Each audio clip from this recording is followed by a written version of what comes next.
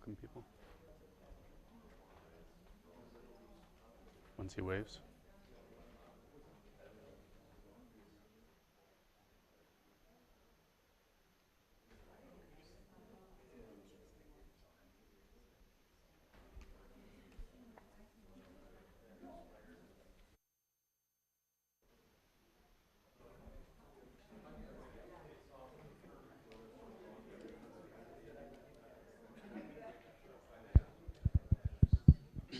Well, good evening. My name is Adam Sayre. I am the Director of Planning and Development for the City of Verona. And I'd like to thank you tonight for coming to the open house for our Northwest Neighborhood Plan. With me tonight is also Catherine Holt. Catherine Holt is a Community Development Specialist for the city. And we also have tonight Jason Valerius from MSA Professional Services. MSA Professional Services has helped us put together this plan tonight. And Jason's here tonight to kind of walk you through that. So at this point, I'll turn it over to Jason and let him take this away. All right, sounds good.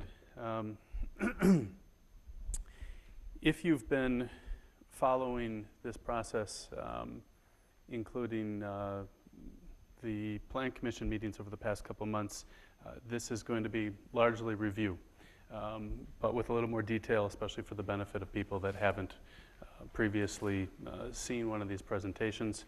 The policy content in this plan hasn't changed much. So if you've been to a Plan Commission meeting and see me talk about this, you're going to see some of the same again tonight.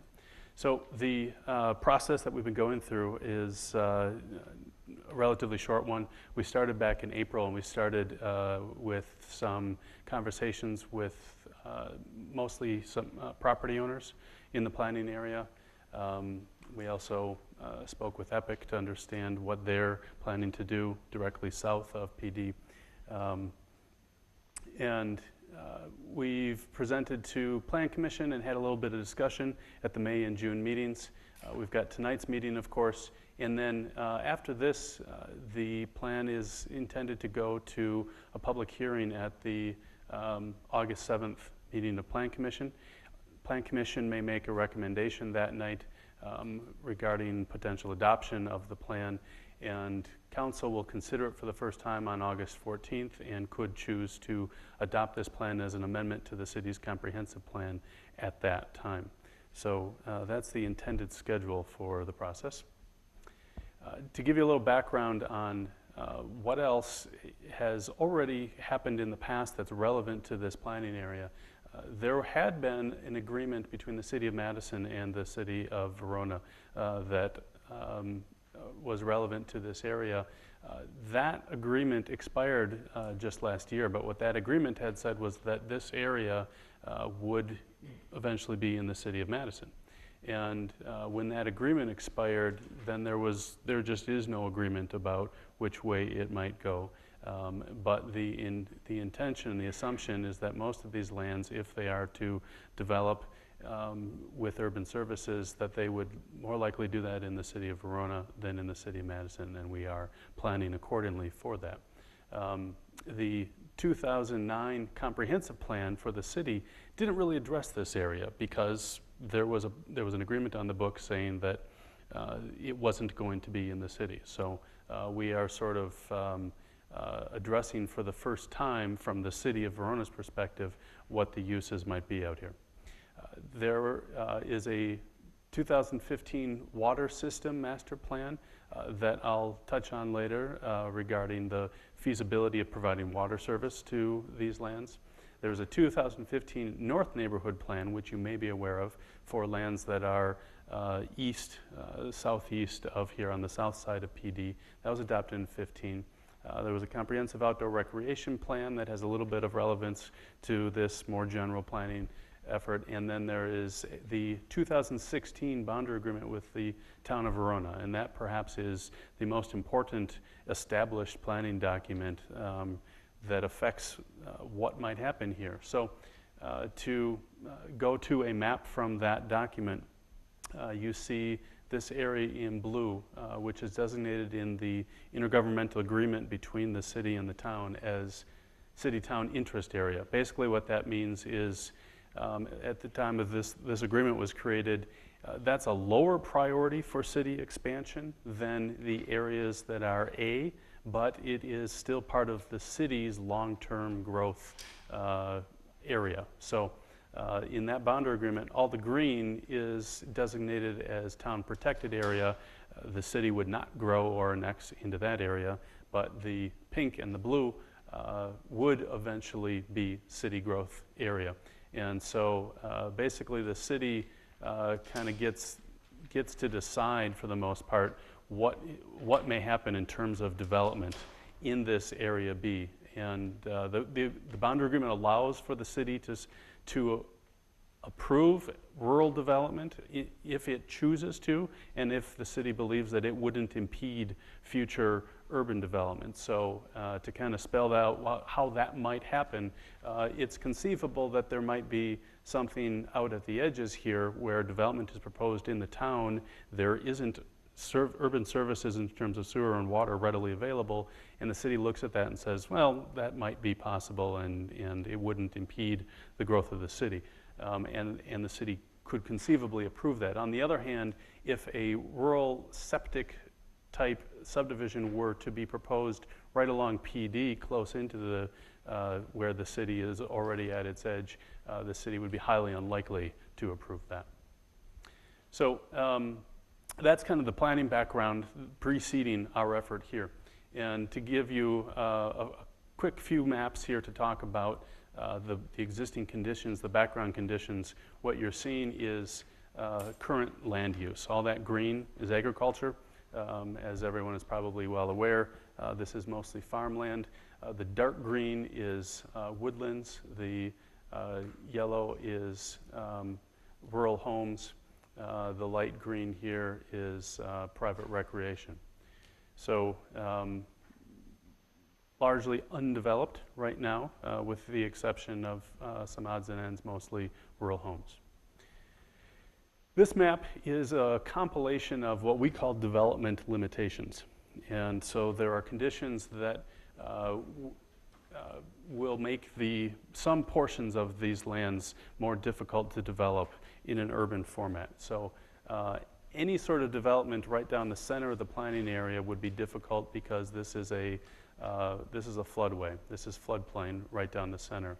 I don't have it on this map, but there are sort of drainage breaks at this end and at that end where all the water flows to the east from this side and to the west from that side. For the most part, all of this area drains to the center.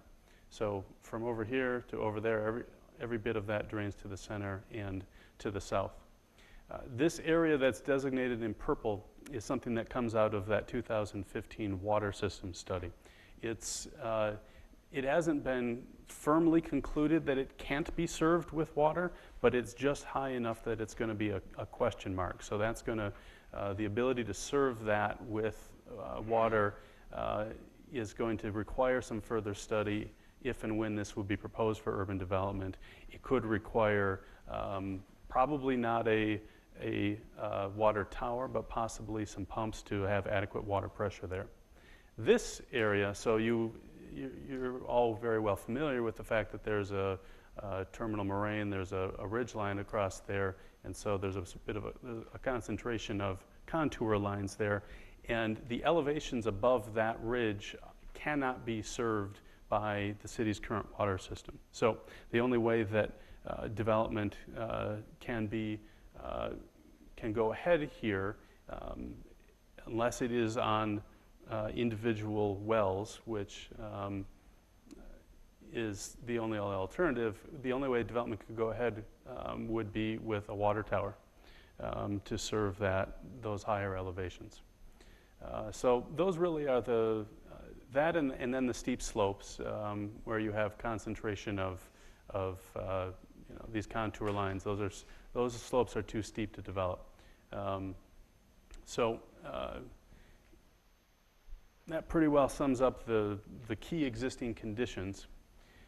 So here we're getting into our initial thinking about how this area might develop. And I want to emphasize that these street lines are very conceptual. in nature. And the main point of them is to make clear to anyone developing that there will be connections designated through this area to get from one end to the other. So we, as you would see anywhere as development occurs, we don't want any dead ends that would prevent development beyond that edge. So conceptually, there's a connection from the end of Country View all the way up to Shady Oak Lane. Now, does that need to be right here? Not necessarily. If that property owner isn't so much interested in developing, or it's not as feasible to develop that road could very well be further east. We've noted that this intersection right now isn't a great intersection, and long term it might make more sense to potentially even relocate that road to a location where the intersection would be a little safer. But that's a long-term thing. I think we're a ways out before we'd be developing, before you would see development out here. Some other odds and ends. Eventually, we would expect to see this sharp curve on Shady Oak be smoothed out a bit in the interest of safety. And then the dotted lines that you're seeing here are off-street paths. So safe walking and biking routes throughout this area as it develops are something that the city would expect to see. And for these major arterials, and that's what these would be within the neighborhood, it will be a collector within the neighborhood. PD is an arterial. Woods Road is, in essence, a collector. We would be looking to see off-street paths built alongside these facilities. What you see right here is a planned extension of the Ice Age Trail to connect it to the west. It currently comes through the golf course. So now we get into land use, and I've got a series of these maps to go through each land use individually and explain the intent of what's being suggested. So starting with the yellow, we are calling this suburban residential or low density residential, and this is low density by city standards. So we're talking about up to 5 units per acre. That translates to lot sizes probably in the range of 8,000 to 20,000 square feet for a lot size. I wouldn't really expect to see lots larger than that. Intended building setbacks from the street right-of-way of about 15 to 30 feet. Again, to give you a sense of the sort of character of neighborhood that you might expect to see. And those residential uses would be mostly single family, maybe some duplex, but in general, low density. The zoning categories that would apply, if you're so interested, are the city's neighborhood residential and planned development districts. So that's the lowest density and the largest portion of the planning area. Then to talk about the kind of light orange color here, that is the medium density residential, and the mix of possible uses in that could range from single family to duplex, triplex, fourplex, townhomes, mid-sized multi-unit buildings, and possibly some kind of lodging use, such as a hotel, if it can be shown to be compatible with adjacent residential. The density in terms of units per acre, we're talking about 5 to 12 units per acre. The height limit would be 35 feet. The plan indicates an allowance for greater density and greater heights, up to 18 units per acre and up to 65 feet. So 35 feet would be kind of a standard that also applies in low density. So single family housing, the typical height limit is 35 feet. You can get to that with single family housing. This allowance for greater density up to 65 feet, then you're talking about a very different kind of format. You can get up to about, generally about 5 stories, maybe 6 stories with a 65-foot height limit. I'll get later to talk about what the city is looking for in exchange for that allowance. So we'll come back to that. Zoning categories that would apply: urban residential, community residential, and planned development. So then we get to the reddish or dark orange color here, which we've designated as commercial and mixed use. And the uses are, the intent is that this would anywhere here include commercial for certain, and then it could also include residential uses. So it would be commercial, or it would be mixed use with commercial and residential. Commercial could be a range from retail, service, office, so there's a variety of types of commercial. The height limit in this area would be 65 feet. If there are residences, the residential density would be up to 15 units per acre.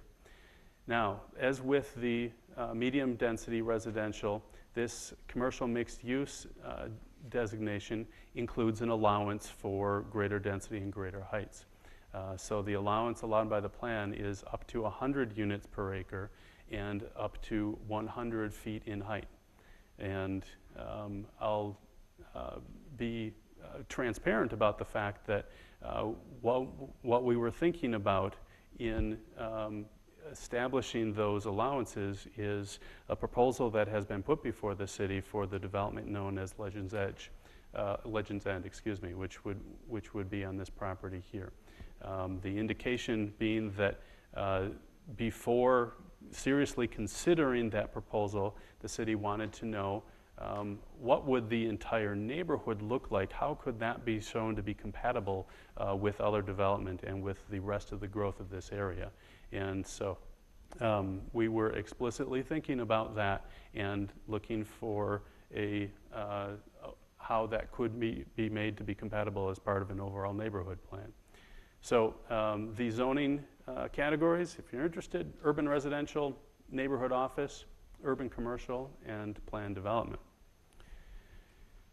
The other category to talk about here is the green on the map, which is parks and open space. We've identified 2 community parks. The exact location, the exact size is very conceptual in nature to give landowners, developers an idea of what would be expected.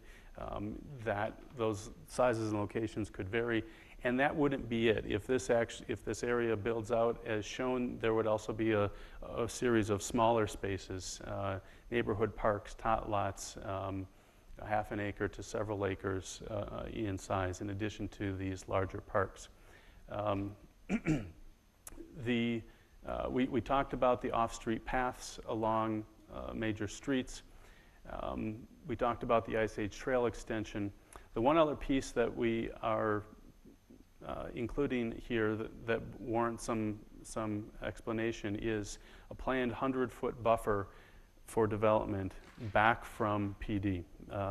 The intent there being that development along PD to the east side of the neighborhood would generally be a little closer to PD, would be very visible, but the city would like to establish, this plan suggests the establishment of a bit of a transition so that you don't just have urban style development even at a single family residential format, in urban style with development close to the street all the way out to the edge.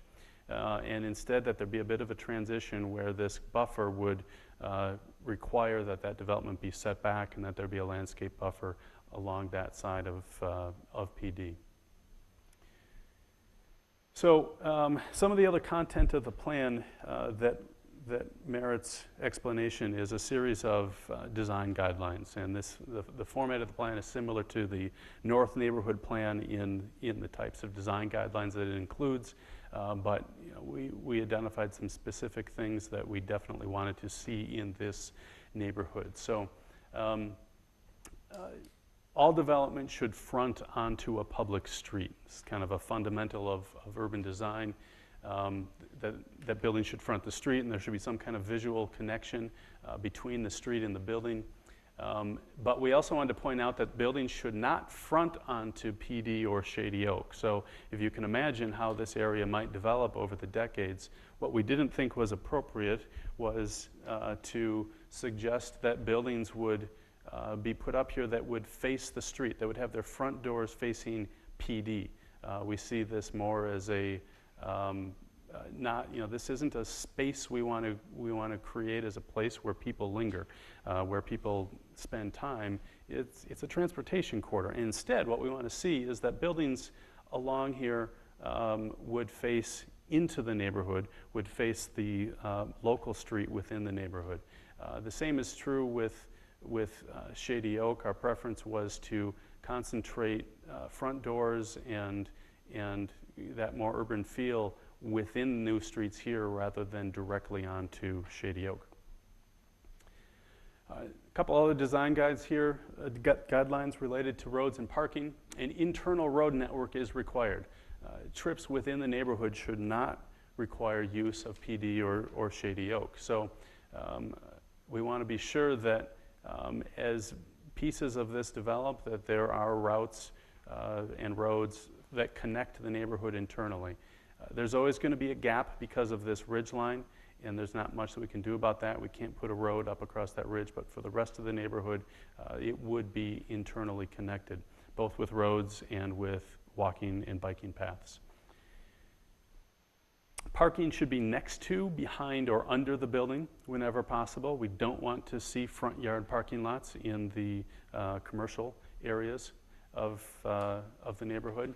And parking visible from PD and Shady Oak should be screened with berming, landscaping, and fencing. So even in this most densely developed part of the neighborhood, we would not want to see utility areas and parking areas be completely exposed to PD. We'd like to see that be have some kind of visual buffer there.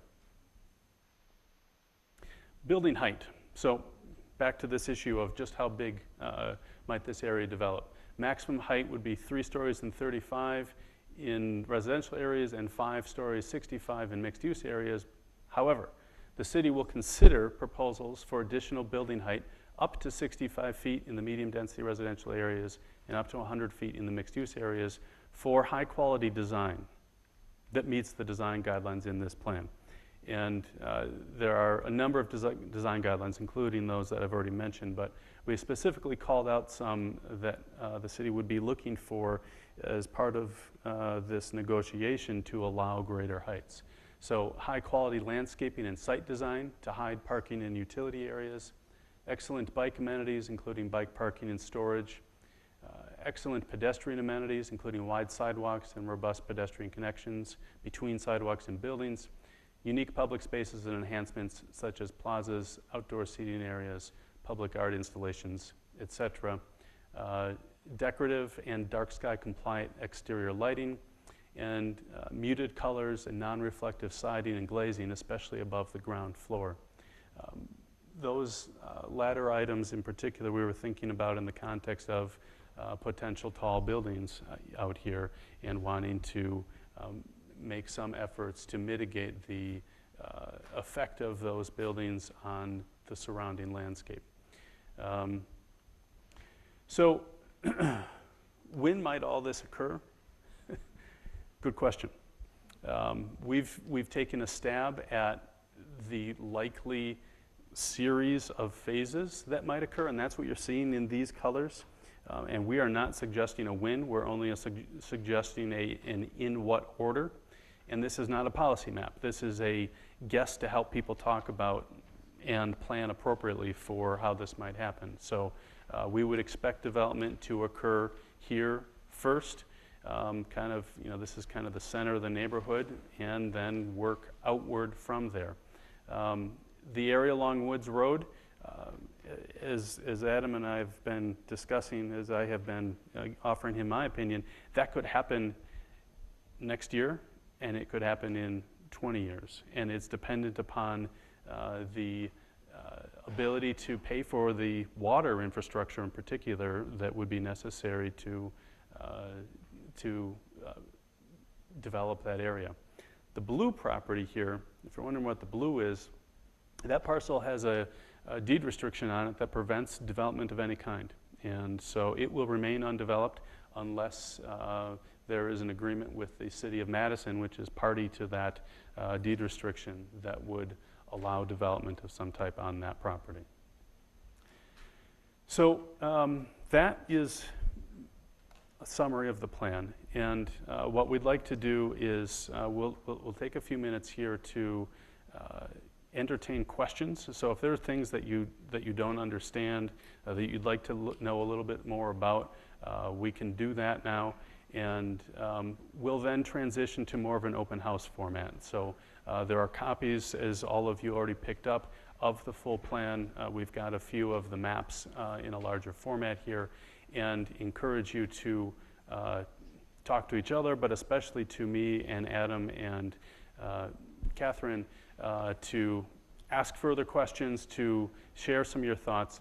And then finally, we welcome written comments. Adam has been emphasizing that he really prefers digital, and I agree. So if you're willing to email those comments, that's great. His email address is there and in the flyer that promoted this meeting.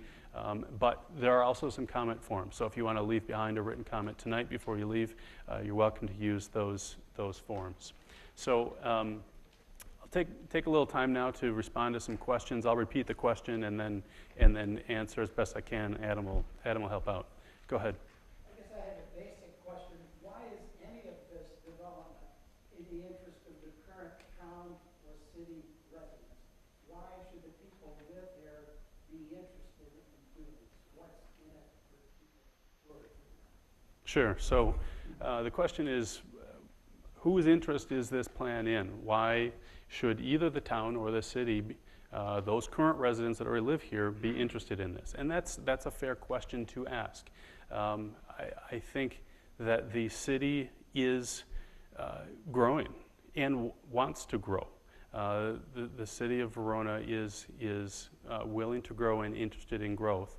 It has obviously a very strong employment base, and I believe the city is actively interested in attracting more of that employment base to also be residents.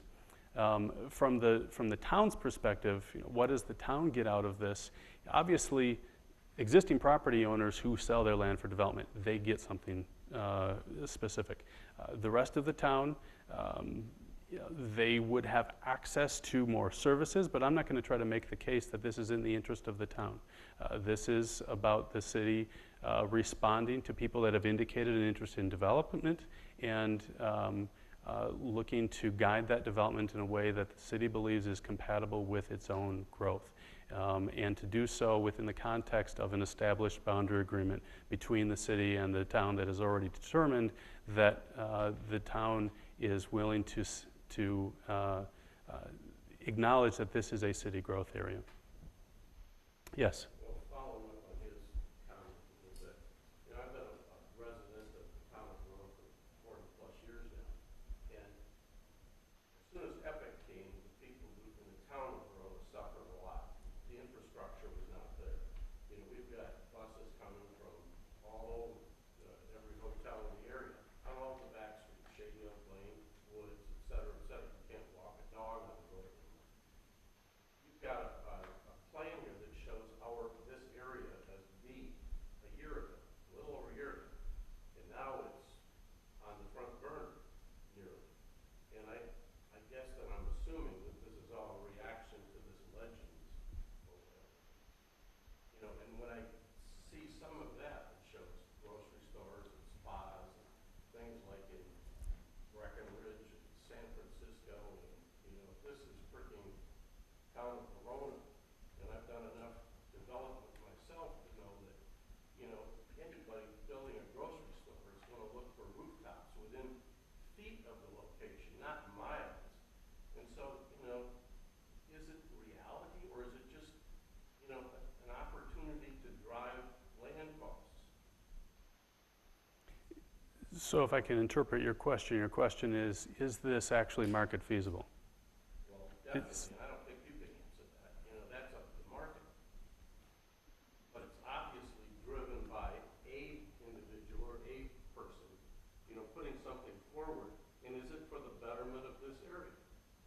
You know, maybe I've got 5 acres, I think I'd like to put a hotel in, I've got hotels.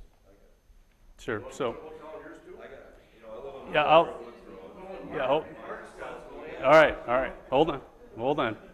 And I can So- see, I can see everybody's sucking off from Epic, you know, put a hotel here, put a hotel here, put a hotel here, and you could probably get a hotel there, you know. But the problem is that the amount of traffic that's been generated by Epic is incredible. And a development like what you're showing is probably another, let's just take a guess that it's 10,000 trips per day. Let's just take a guess. And I started out in engineering and traffic in the state. You know, so should that developer put in an increased Shady Oak Lane and Woods Road? You know, when I did developments, I would put in turning lanes and stoplights and whatever. We put the cart before the horse for years here with Epic, not taking care of the infrastructure, but just living with it. You know, when we have to change our pattern of living so that we don't go to dinner from 3:30 to 6 or something like that. We can't go anywhere in the morning until thus and such. And yes, the new intersection will help, but it'll still have traffic backed up to the top of the hill. Sure. So, 2 questions now, I think, that I'll respond to. So one is it market feasible, and the other is, can the infrastructure support it, and is it going to pay for that infrastructure that's required to support it? The is it market feasible question, you already answered it yourself, in that we don't really know. I wasn't tasked with doing a market analysis, and you know, this is one of those cases, as is often the case, where the private sector is taking a position saying we believe we can make this happen, and so that back and forth will continue. And so, you know, this is one of those cases where there's no question, let's not pretend, this is a very aggressive development plan, and so it is not a slam dunk to see that it would happen, but there is a willingness that the city has indicated to consider it. And that's what we're doing right now. Your second question is, can the infrastructure support it, and who's going to pay for the infrastructure? From a traffic standpoint, again, we haven't done a detailed analysis ourselves. The developer would be required to do a detailed analysis in terms of a traffic impact assessment. And you know, there are quite a few transportation infrastructure improvements underway right now and programmed for not only PD but for the Highway M corridor that this is also going to have an impact on. As a general statement, yes, development is expected to both in the review process demonstrate what effect it's going to have, and then to be expected to pay for the improvements that are required to make it happen. I'd ask Adam if there's anything at all he wants to add to that. No, I think Jason's correct. So typically for any development, we require a TIA, traffic impact analysis. So specifically for that Legends Edge project, will be a requirement. That's typical of any developments that we do in the city. That's been occurring in Liberty Business Park, the Technology Park, our Sugar Creek Commons project in West Verona Avenue, and also for the new high school on the west side of the city. That TIA has not been completed for the project as of this time, and part of that is, you know, we have to go through this planning process, and there's a variety of other steps that have to be gone through before that, you know, we're at that point. We're not there yet to do that TIA. And regarding the improvements, you know, we have the Northern Lights project, which will be completed by August. The M project, which will start late this year and go through 2018, 2019. The PD project, which I believe will be planned for next year potentially. And then as development happens along those roadways, the developer is responsible to upgrade those roads. So as development happens, as any city project, the developer is responsible to redo the road basically on that side of the development. So those will need to incur, and we haven't fleshed out exactly how and when that's going to happen, but it will happen with development, and those impact analyses will be done when we get to that time in the process. Right, a follow-up question for Seth. You said the developer or the developer these traffic issues or whatever issues there. So you're saying the developer is paying for that traffic stuff that's going on in PD?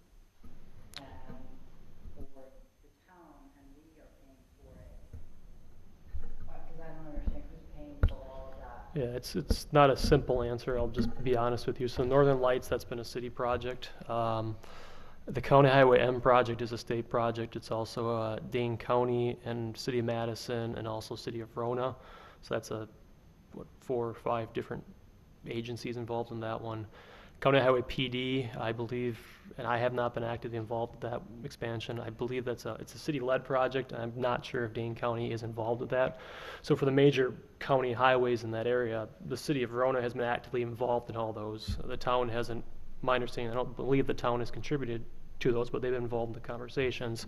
But as development happens on, Woods Road, Shady Oak Lane, I mean, that's what's driven by the developer. So that's when that happens, those roads in those areas would have to be improved. And typically you find curb and gutter, sidewalk, and that's no different than any type of development that happens in the city. That's a city requirement. That's required by the city. Other questions? Yes.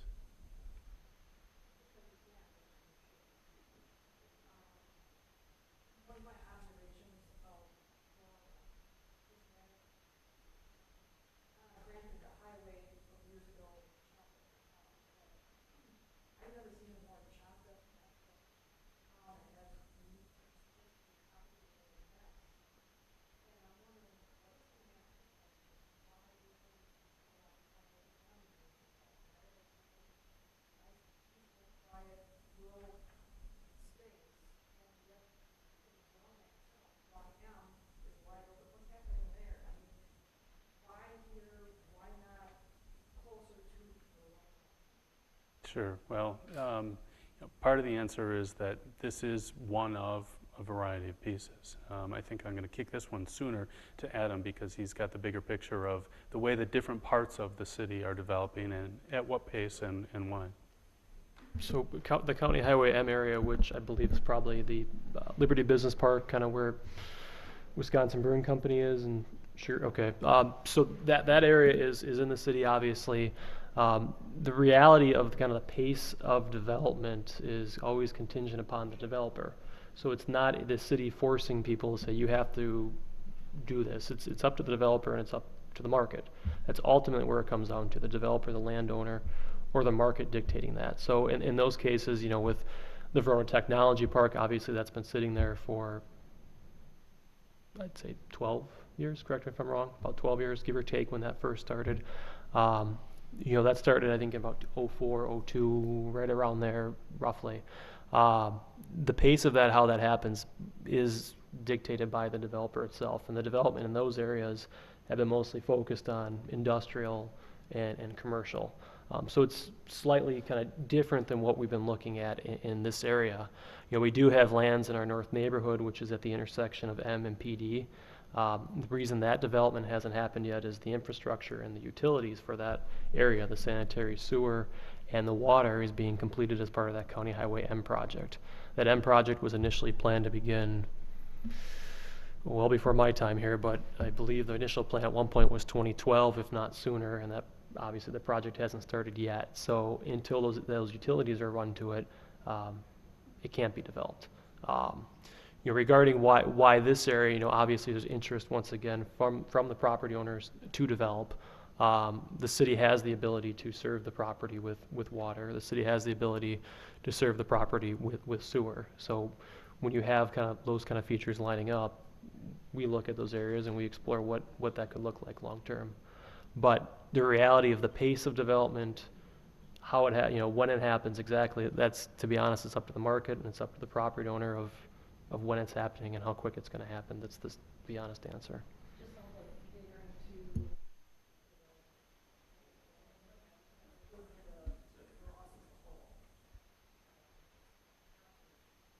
a whole. No. No, I don't believe so. Yes, in the brown. So how does creating a satellite urban center benefit the city of Verona? So that's a reasonable question to ask. That the intensity of development, as suggested, would be more intense than downtown. Yes, and you know, I think that's a fair discussion and debate to have.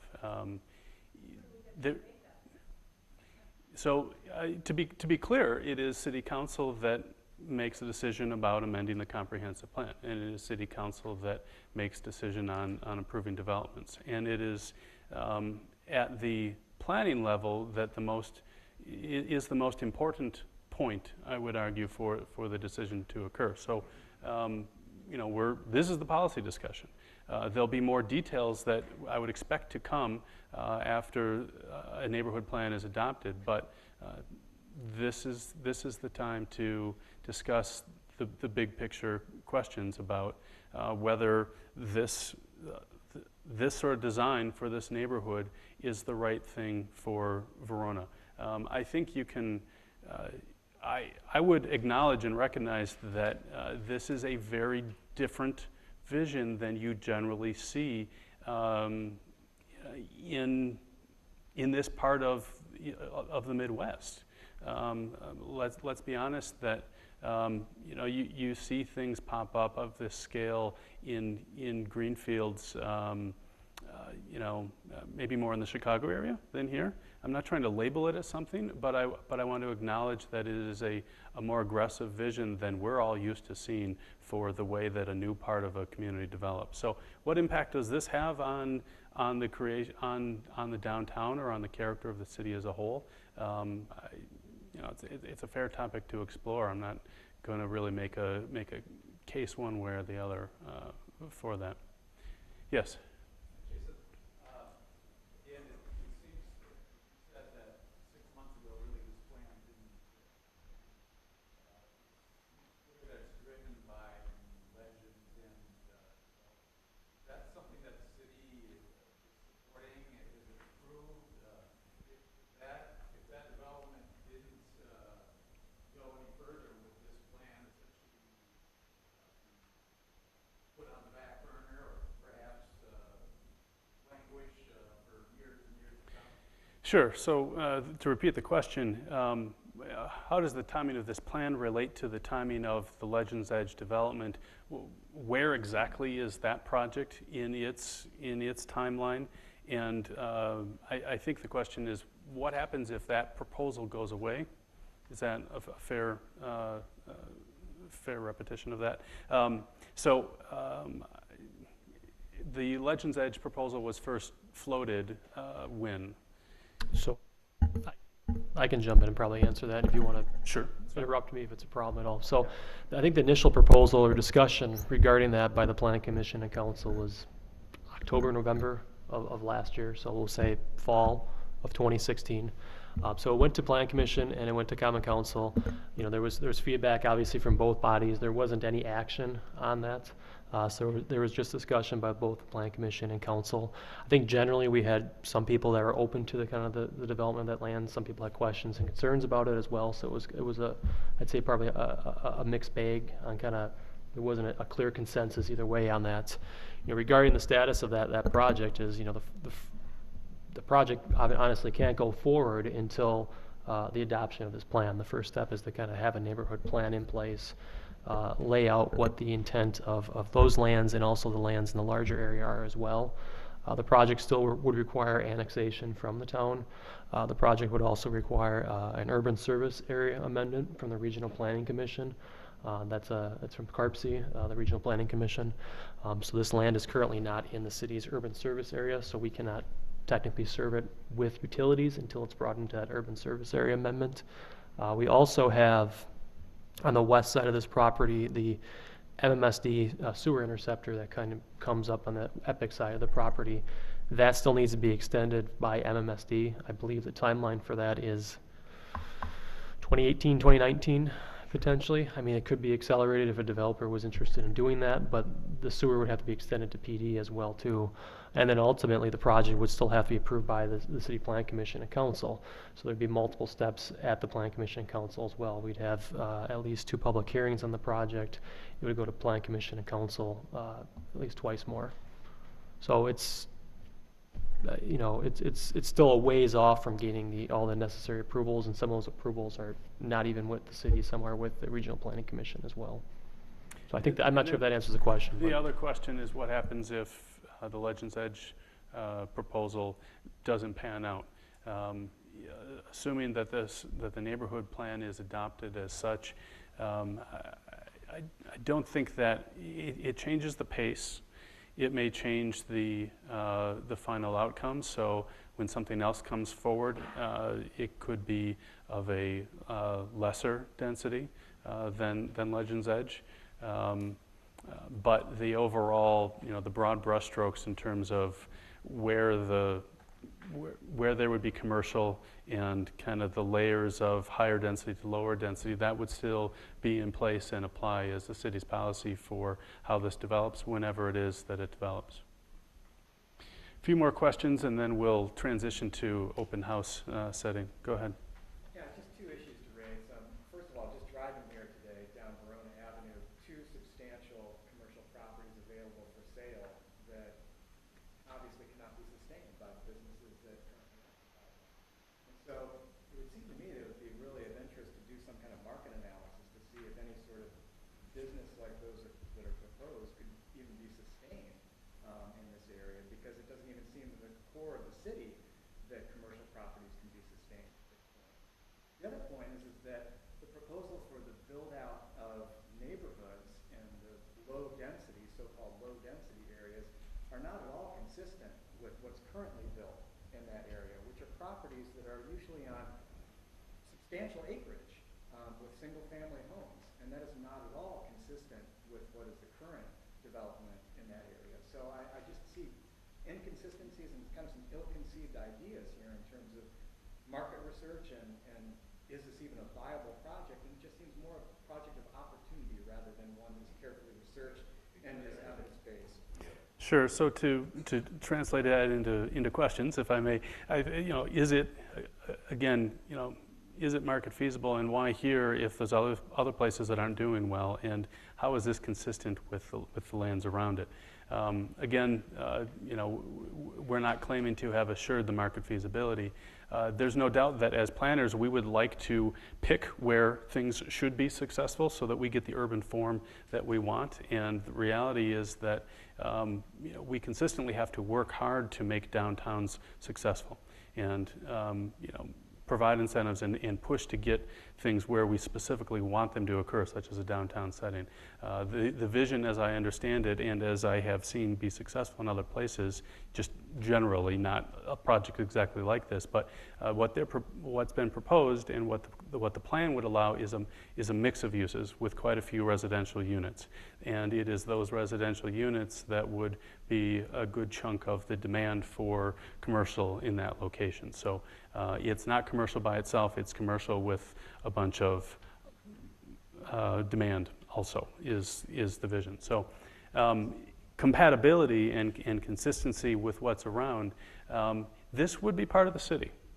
And it would be a more urban neighborhood. It would not be a rural town neighborhood. And so it is not intended to be exactly consistent with what is beyond the edge, but that lower density should be generally compatible.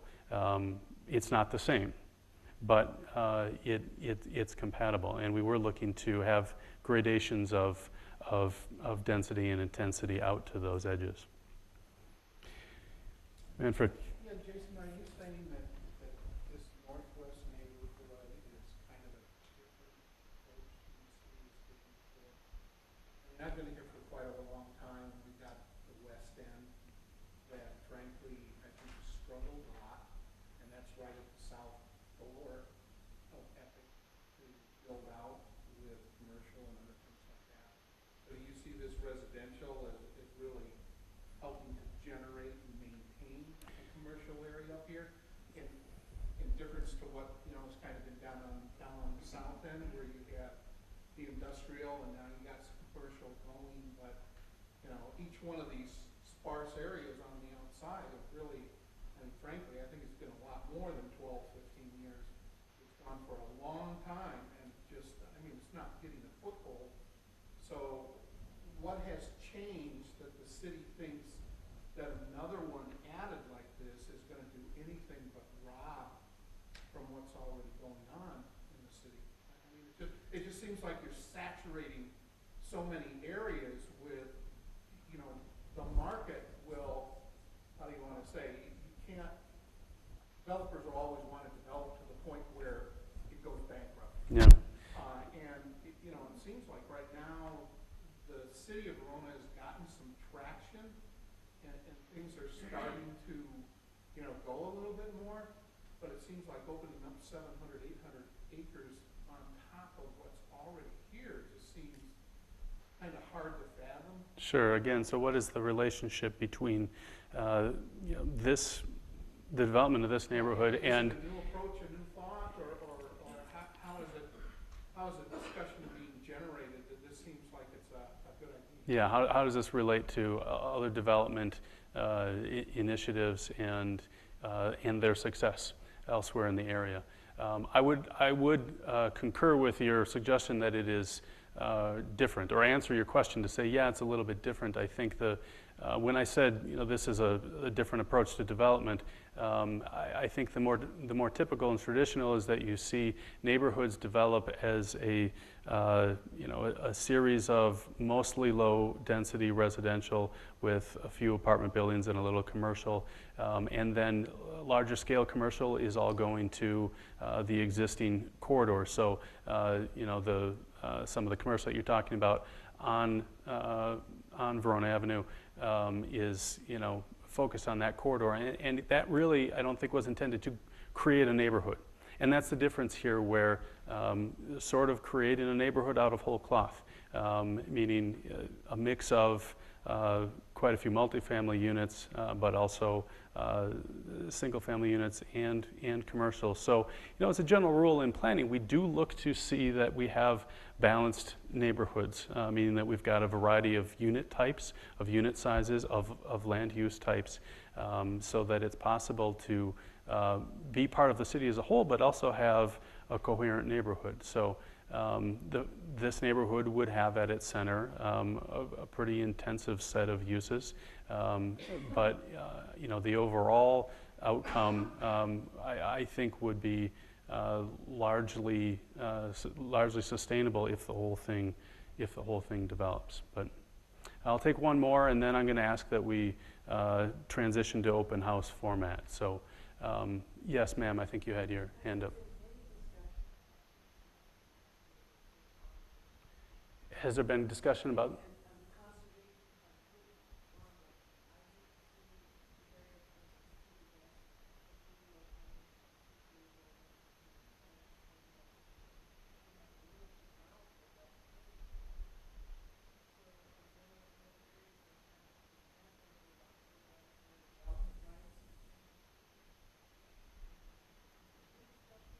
Sure. So the question is, has there been discussion about farmland conservation instead of, in lieu of, development? And to answer the question directly, it's not something that we've talked about much in this process.